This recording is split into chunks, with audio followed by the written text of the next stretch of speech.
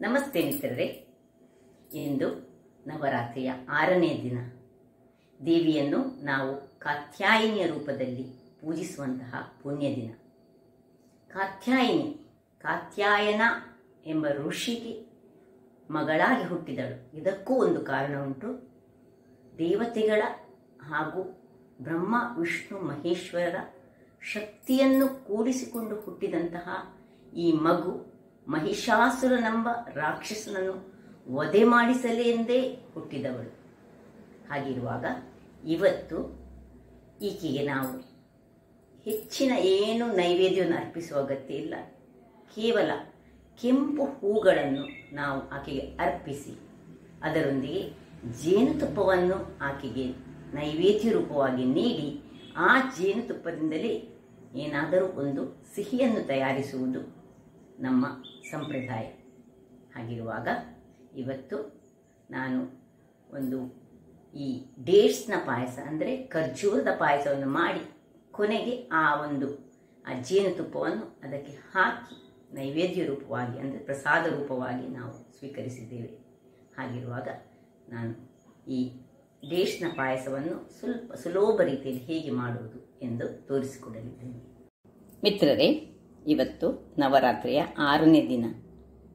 ಮಾತೆ ಕಾತ್ಯಾಯನಿಯನ್ನು ಮನದಲ್ಲಿಯೇ ನೆನೆಯುತ್ತಾ ಇವತ್ತು ಆಕೆಗೆ ಕೇವಲ ಜೇನುತುಪ್ಪ ಇದ್ದರೆ ಸಾಕಂತೆ. ಆದರೆ ಖಾಲಿ ಜೇನುತುಪ್ಪವನ್ನು ಹೇಗೆ ಇಡುವುದು ಅಂತ ಹೇಳಿ ಜೇನುತುಪ್ಪ ಇಟ್ಟದರಲ್ಲೇ ನಾನೀಗ ಸ್ವಲ್ಪ ಈ ಖರ್ಜೂರದ ಪಾಯಸವನ್ನು ಮಾಡಿ ಅದಕ್ಕೆ ಒಂದು ಹನಿಯಷ್ಟು ಜೇನುತುಪ್ಪವನ್ನು ಸೇರಿಸಿ ನೈವೇದ್ಯವಾಗಿ ಮಾಡ್ತಿದ್ದೇನೆ. ಇಲ್ಲಿ ತೆಂಗಿನ ಹಾಲು, ನಾವು ಕರಾವಳಿಗರು, ನಿಮಗೆ ಗೊತ್ತಿರುವ ಹಾಗೆ ಯಾವತ್ತೂ ನಾವು ತೆಂಗಿನ ಹಾಲನ್ನೇ ಉಪಯೋಗಿಸುವುದು. ಹಾಗೆ ನಾನು ಒಂದು ಅರ್ಧ ಗಡಿಯಷ್ಟು ತೆಂಗಿನ ಅಂದರೆ ದೊಡ್ಡ ಗಡಿ, ಅಂದರೆ ಸಣ್ಣ ತೆಂಗಿನಕಾಯಿ ಆದರೆ ಒಂದು ಇಡೀ ತೆಂಗಿನಕಾಯಿಯ ಹಾಲನ್ನು ತೆಗೆದುಕೊಂಡಿಟ್ಟಿದ್ದೇನೆ. ಅಥವಾ ನೀವು ಪ್ಯಾಕೆಟ್ ಹಾಲಿನಲ್ಲಿ ಸಹ ಮಾಡ್ಕೊಳ್ಬೋದು. ಮತ್ತು ಒಂದು 6-7 ಖರ್ಜೂರವನ್ನು ನೋಡಿ ಇಲ್ಲಿ ನೆನೆಯಲ್ಲಿಟ್ಟಿದ್ದೇನೆ. ಒಂದು 10-15 ನಿಮಿಷಗಳ ಕಾಲ, ಸಾಫ್ಟ್ ಖರ್ಜೂರ ಆದರೆ 10-15 ನಿಮಿಷಗಳ ಕಾಲ ಸಾಕು.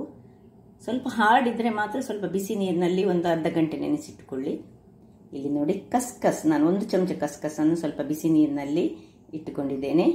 ಮತ್ತು ಡ್ರೈ ಫ್ರೂಟ್ಸ್ ನಿಮಗೆ ಬೇಕಿದ್ದಷ್ಟು ಅದರ ಒಟ್ಟಿಗೆ ಒಂದನ್ನು ಮಾತ್ರ, ಒಂದು ಖರ್ಜೂರವನ್ನು ನೆನೆಸಲಿಲ್ಲ, ಇದನ್ನು ಕೊನೆಗೆ ನಾನು ಅದನ್ನು ಕಟ್ ಮಾಡಿ ಹಾಕಲಿಕ್ಕಿದ್ದೇನೆ. ಸ್ವಲ್ಪ ಡ್ರೈ ಫ್ರೂಟ್ಸ್ಗಳು ಯಾವುದು ಬೇಕೋ ಅದನ್ನು ತೆಗೆದುಕೊಳ್ಬಹುದು. ಮತ್ತು ಸ್ವಲ್ಪ ಈ ತುಪ್ಪ ಬೇಕು. ಹಾಗಾದರೆ ಮೊದಲಿಗೆ ಈ ಹಾಲನ್ನು ಒಂದು ಪಾತ್ರೆಯಲ್ಲಿ ಹಾಕಿಟ್ಟುಕೊಂಡು ಬಿಸಿ ಮಾಡೋಣ. ಅದರ ಮೊದಲು ನಾವು ಈ ಖರ್ಜೂರವನ್ನು ಮತ್ತು ಈ ಕಸ್ಕಸನ್ನು ಒಂದು ಸಣ್ಣ ಗ್ರೈಂಡರಿಗೆ ಹಾಕೊಳ್ಳೋಣ.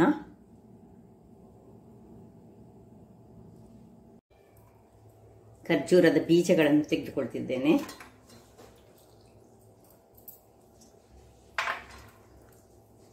ಇದನ್ನೆಲ್ಲ ತುಂಬ ಸಾಫ್ಟ್ ಆಗಿದೆ. ನೀರಿನಲ್ಲಿ ಹಾಕಿದ ಕೂಡಲೇ ಒಳ್ಳೆ ಅದರಲ್ಲಿ ನೋಡಿ ಮಾಂಸ ಇರುವಂತಹ ಒಂದು ಖರ್ಜೂರ. ಇದು ಒಳ್ಳೆ ಖರ್ಜೂರ ತಗೊಂಡ್ರೆ ಪಾಯಸ ಸಹ ಬಹಳ ಚೆನ್ನಾಗಿ ಬರ್ತದೆ. ಈಗ ಇದೇ ಕಸ್ಕಸ್ ತೊಳೆದಿಟ್ಟು ನಾನು ಕಸ್ಕಸನ್ನು ನೀರಿನಲ್ಲಿ ಹಾಕಿಟ್ಕೊಂಡದ್ದು, ಇದಂದರೆ ಹಾಕ್ಕೊಳ್ಳೋಣ. ಮತ್ತು ಇದಕ್ಕೆ 1 ಚಮಚದಷ್ಟು ನಾವು ಈ ತೆಂಗಿನ ಹಾಲು, 1 ಚಮಚದಷ್ಟು ತೆಂಗಿನ ಹಾಲನ್ನು ಇದರಲ್ಲಿ ಹಾಕ್ಕೊಂಡು ಇದನ್ನು ಒಳ್ಳೆ ನಾನು ಗ್ರೈಂಡ್ ಮಾಡಿ ತರ್ತೇನೆ.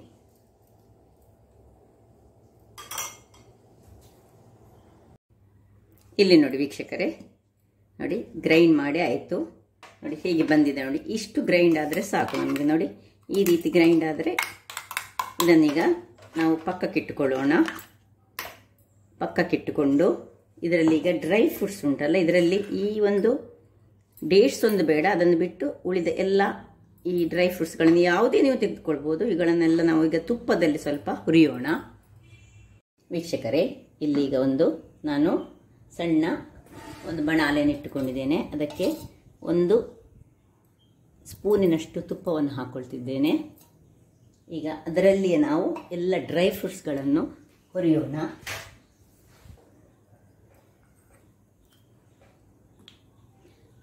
ಸ್ವಲ್ಪ ಸುರಿಗೆ ನಾವು ಬಾದಾಮನ್ನು ಹಾಕೊಳ್ಳೋಣ. ಎಲ್ಲ ಮಿಕ್ಸ್ ಮಾಡಿ ಇಟ್ಟುಕೊಂಡಿದ್ದೇನೆ ನಾನು, ತೊಂದರೆ ಇಲ್ಲ. ಒಟ್ಟೊಟ್ಟಿಗೆ ಸುರಿ ಗ್ಯಾಸಲ್ಲಿ ಸ್ವಲ್ಪ ಬಾದಾಮ್ ಮತ್ತು ಗೇರು ಬೀಜ ಸ್ವಲ್ಪ ಟೈಮ್ ತೆಗಿತದೆ. ಮತ್ತು ಈ ದ್ರಾಕ್ಷಿ ಕೂಡಲೇ ಆಗುವಂಥದ್ದು, ಅದರಿಂದಾಗಿ ನಿಮಗೆ ಬೇಕಿದ್ದದ್ದು ನೀವು ತೆಗೆದುಕೊಳ್ಬಹುದು.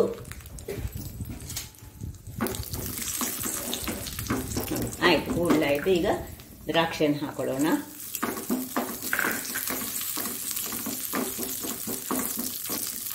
ದ್ರಾಕ್ಷಿ ಸ್ವಲ್ಪ ಉಬ್ಬಿ ಬರುವಾಗಲೇ ನಾವಿನ್ನು ಆಫ್ ಮಾಡಿಕೊಂಡ್ರೆ ಆಯಿತು ಅಷ್ಟೇ, ಹೆಚ್ಚು ಕರಟಿಸೋದು ಬೇಡ. ನೋಡಿ, ಆಫ್ ಮಾಡಿಕೊಡೋದಿಲ್ಲ. ಇದರಲ್ಲೇ ನಾನೀಗ ಈ ಹಾಲನ್ನು ಕಾಯಿಸ್ಕೊಳ್ತಿದ್ದೇನೆ. ಒಂದು ಪಾತ್ರೆಯನ್ನಿಟ್ಟು ಈ ಹಾಲನ್ನು ಇದಕ್ಕೆ ನಾನು ಹಾಕ್ಕೊಳ್ತಿದ್ದೇನೆ.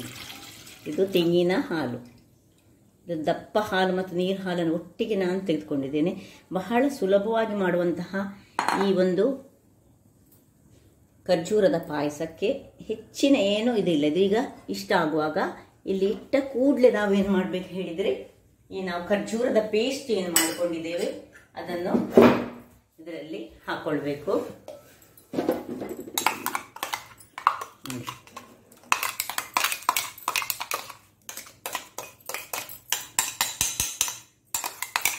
ಮತ್ತೆ ಇದಕ್ಕೆ ಸ್ವಲ್ಪ ನೀರನ್ನು ಹಾಕ್ಕೊಂಡು, ಬಹಳ ಸುಲಭ ಕ್ವಿಕ್ಕಾಗಿ ಮಾಡುವಂತಹ ಪಾಯಸ ಇದು. ನಿಮಗೆ ದಪ್ಪ ಬೇಕಿದ್ರೆ ದಪ್ಪದಲ್ಲಿ ಇಟ್ಕೊಳ್ಬೋದು. ನೋಡಿ, ಇದರಲ್ಲೇ ಸ್ವಲ್ಪ ಹಾಲನ್ನು ಇದಕ್ಕೆ ಹಾಕೊಳ್ಳೋಣ, ಯಾಕೆಂದರೆ ಇಲ್ಲದಿದ್ದರೆ ತುಂಬ ನೀರು ಆಗ್ತದೆ. ಹಾಕೊಂಡು ಹೀಗೆ ಕಲಡಿಸ್ಕೊಳ್ಳೋಣ. ಇಲ್ಲಿ ನೋಡಿ ವೀಕ್ಷಕರೇ, ನೋಡಿ ಏನು ಚೆನ್ನಾಗಿ ಕುದಿ ಬರ್ತಾ ಉಂಟು. ನಾನೇನು ಅದಕ್ಕೆ ಮುಚ್ಚಳ ಇಟ್ಟುಕೊಳ್ಳಲಿಲ್ಲ, ಯಾಕೆ ಹೇಳಿದರೆ ಇದು ಮುಚ್ಚಳ ಇಟ್ಟರೆ ಇದು ಉಕ್ಕಿ ಬರ್ತದೆ. ಅದರಿಂದಾಗಿ ಹೀಗೆ ತಿರುಗಿಸ್ತಾನೇ ಇರಬೇಕು. ಹೆಚ್ಚು ಈ ಹಾಲು ಹಾಕಿದ ಮೇಲೆ ಹೆಚ್ಚು ತಿರುಗಿಸ್ಲಿಕ್ಕಿಲ್ಲ. ಹಾಲು ಹೆಚ್ಚನ್ನು ನಾವು ಇದನ್ನು ಮಾಡಲಿಕ್ಕೆ ಇಲ್ಲ, ಇದನ್ನು ಕುದಿಸ್ಲಿಕ್ಕೆ ಇಷ್ಟ ಆಗುವಾಗ ಸಾಕು. ಇದರಲ್ಲಿ ನಾವು ಈ ಉಳಿಸಿಟ್ಟಂತಹ ಒಂದು ಇದನ್ನು ನಾವು ಕಟ್ ಮಾಡಿಕೊಂಡು ಬಾಯಿಗೆ ಸಿಕ್ಕುವ ಹಾಗೆ ಹಾಕ್ಕೊಳ್ಬೇಕು. ಇದನ್ನು ಆಫ್ ಮಾಡ್ಕೊಳ್ತಿದ್ದೇನೆ. ಆಫ್ ಮಾಡಿಕೊಂಡು ಈ ಪೀಸ್ಗಳನ್ನು ಹಾಕ್ತಿದ್ದೇನೆ. ಹಾಗೂ ಈ ಡ್ರೈ ಫ್ರೂಟ್ಸ್ ಏನು ನಾನು ಇಟ್ಟುಕೊಂಡಿದ್ದೇನೆ ನೋಡಿ, ಅದನ್ನು ಹಾಕ್ಕೊಳ್ತಿದ್ದೇನೆ. ಒಂದು ಕುದಿ ಬಂದರೆ ಸಾಕು. ಈ ಹಾಲಿಗೆ ಹೆಚ್ಚಿನ ಕುದಿ ಅಗತ್ಯವೇ ಇಲ್ಲ, ಪಕ್ಕವಾಗಿ ಆಗುವಂತಹದ್ದು ಇದು. ಅಂದರೆ ಮತ್ತು ಈ ಡೇಟ್ಸ್ ಹಾಗೆ, ಖರ್ಜೂರ ಸಹ ಹಾಗೆ, ಅದನ್ನು ಹೆಚ್ಚು ಕುದಿಸುವ ಅಗತ್ಯ ಇಲ್ಲ. ಯಾಕೆಂದರೆ ಅದು ಎಷ್ಟು ಹಸಿಯಾಗಿ ನಾವು ತಿಂತೇವೆ ಅಷ್ಟು ಬಹಳ ಒಳ್ಳೆಯದು. ಈಗ ಕೊನೆಗೆ ಏಲಕ್ಕಿಯನ್ನು ನಾವು ನೋಡಿ ಕಟ್ ಮಾಡಿ ಗುದ್ದಿಟ್ಟಂತಹ ಏಲಕ್ಕಿಯನ್ನು ಸ್ವಲ್ಪ ಹಾಕೊಳ್ಳೋಣ. ಆಯಿತು, ನಮ್ಮ ಖರ್ಜೂರದ ಪಾಯಸ, ಬಹಳ ಸುಲಭವಾದ ಪಾಯಸ ರೆಡಿ ಆಯಿತು. ಈಗ ಇದನ್ನು ಸರ್ವ್ ಮಾಡ್ಬೋದು. ಮತ್ತು ಇದು ಈ ಹನಿಯೆಲ್ಲ ನಾವು ಹಾಕೋದಾದರೆ ಇದು ತಣ್ಣಗಾದ ಮೇಲೆಯೇ ಹಾಕಬೇಕು. ಹನಿಯನ್ನು ಯಾವಾಗಲೂ ನಾವು ಉಪಯೋಗಿಸುವಾಗ ಅದನ್ನು ಬಿಸಿಯಾಗಿ, ಯಾವತ್ತೂ ಅದು ವಿಷವಾಗ್ತದೆ ಅಂತೆ. ಹನಿ ಬಿಸಿಗೆ ಹಾಕಿದರೆ ಅದು ವಿಷ ಆಗ್ತದೆ, ಅದರಲ್ಲಿರುವ ಅಷ್ಟು ಅಮೂಲ್ಯ ಪೋಷಕಾಂಶಗಳೆಲ್ಲ ಹಾಳಾಗ್ತದೆ. ಅದರಿಂದಾಗಿ ಇದು ತಣ್ಣಗಾದ ಮೇಲೆ ಒಂದು ಡ್ರಾಪ್ನಷ್ಟು ಹನಿಯನ್ನು ಹಾಕ್ಕೊಂಡು ನಾವು ಇದನ್ನು ಸರ್ವ್ ಮಾಡ್ಬೋದು. ಇನ್ನೀಗ ಸರ್ವ್ ಮಾಡೋಣ. ಇಲ್ಲಿ ನೋಡಿ ವೀಕ್ಷಕರೇ, ನೋಡಿ ಪಾಯಸವನ್ನು ನಾನು ಸರ್ವ್ ಮಾಡ್ತಾ ಇದ್ದೇನೆ. ನೋಡಿ ಏನು ಚೆನ್ನಾಗಿ ಬಂದಿದೆ ನೋಡಿ. ಇದು ತಿನ್ನಲಿಕ್ಕೆ ಸಹ ಇದು ಸ್ವೀಟ್ ಯಾವುದೇ ಬೆಲ್ಲ ಆಗಲಿ ಸಕ್ಕರೆ ಎಲ್ಲ ಏನು ಹಾಕದೆ ನ್ಯಾಚುರಲ್ ಸ್ವೀಟ್ ಯಾವುದ್ರದ್ದು, ಈ ನಮ್ಮ ಖರ್ಜೂರದ ನ್ಯಾಚುರಲ್ ಸ್ವೀಟಲ್ಲೇ ಮಾಡಿದಂತಹ ಈ ಒಂದು ಪಾಯಸ. ಆ್ಯಕ್ಚುಲಿ ಯಾರು ಡಯಾಬಿಟಿಸ್ ಪೇಷಂಟ್ಸ್ ಇರ್ತಾರೆ ಅವರಿಗೆ ಸಹ ಇದನ್ನು ತಿಂದರೂ ಏನು ತೊಂದರೆ ಇಲ್ಲ. ಯಾಕೆಂದರೆ ಖರ್ಜೂರದ ಸ್ವೀಟ್ ಅದು ನ್ಯಾಚುರಲ್ ಸ್ವೀಟ್, ಅದರಲ್ಲಿ ಗ್ಲೂಕೋಸ್ ಹೆಚ್ಚುವಂತಹ ಯಾವುದೇ ಕಾರಣ ಇಲ್ಲ. ಮತ್ತು ಇದರ ಮೇಲೆ ಬೇಕಿದ್ರೆ ಒಂದು ಸಣ್ಣ ಸಣ್ಣ ತುಂಡುಗಳಾದ ಇದನ್ನು ನಾವು ಖರ್ಜೂರವನ್ನು ದೂರಕ್ಕೆ ಹಾಕಿ ಹೀಗೆ ಇದನ್ನು ಗಾರ್ನಿಷ್ ಮಾಡಿಕೊಳ್ಬೋದು. ಅದು ಅಗತ್ಯ ಇಲ್ಲ, ಬೇಕಿದ್ರೆ ಮಾಡ್ಬೋದು. ಇದರಲ್ಲಿ ನಾನು ಕಸ್ಕಸ್ ಹಾಕಿದ್ದೇನೆ. ಕಸ್ಕಸ್ ಸಹ ಆಪ್ಷನಲ್, ನಿಮಗೆ ಬೇಕಿದ್ರೆ ಮಾತ್ರ ನೀವು ಹಾಕ್ಬೋದು.